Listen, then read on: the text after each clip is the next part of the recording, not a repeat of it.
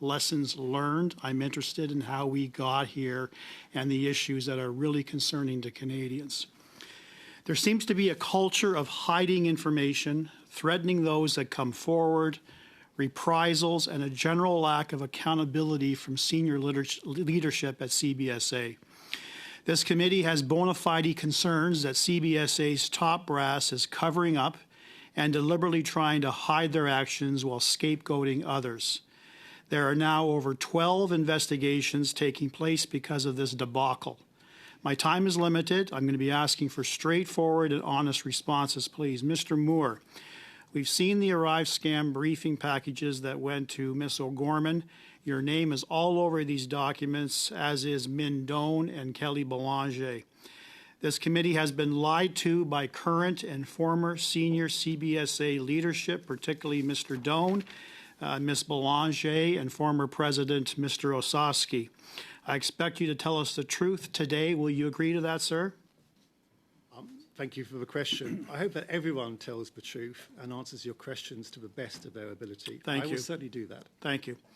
So the biggest question that we need to put a final point on without deliberating any further is who at CBSA was responsible for the decision to choose GC strategies, also known as Government of Canada strategies.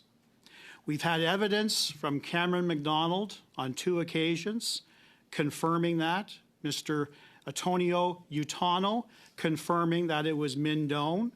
We also have what was really telling is a public document, an ATIP response from CBSA, which confirms in Annex A of the document that, and I'm going to read this out, who made the decision to contract GC? My office. This is in reference to Min Doan's office and Kelly Belanger's office. Same office. My office made the decision to pursue the contract with GC Strategies. The 2 proposals for the work were presented to the CIO and President, and the decision was made to proceed with GC Strategies as their proposal and approach aligned what the CBSA was looking for, particularly rapid staff augmentation. The Deloitte proposal was a managed service using their cloud instance. This would have involved additional risk and did not align with our decision to build cloud mob competencies with the agencies. Are you prepared right here and right now, sir, Mr. Moor, to confirm once and for all that it was Min Doan who ultimately made the decision to go with GC Strategies? Yes or no? So I'd like to provide some additional clarification for the committee. So there were 2 decisions here. The first decision was how the ArriveCAN app would be developed. That decision was a staff augmentation decision. The decision was to keep this in-house in order to develop the app and use staff augmentation to bring in the technical services required. The other option was the managed service approach, which is the Deloitte option. It was decided at that time by the executive committee that the managed services option would not be appropriate because it was unclear what the statement of work would be from the Public Health Agency of Canada. Sir, this is all evidence we've already heard. I don't need you to waste valuable time that I have to repeat that. I'm sure you've been following the committee and you know what the evidence has already led. Will you confirm with me right now, at this point in time, that Min Doan was charged with the responsibility of choosing Government of Canada strategies?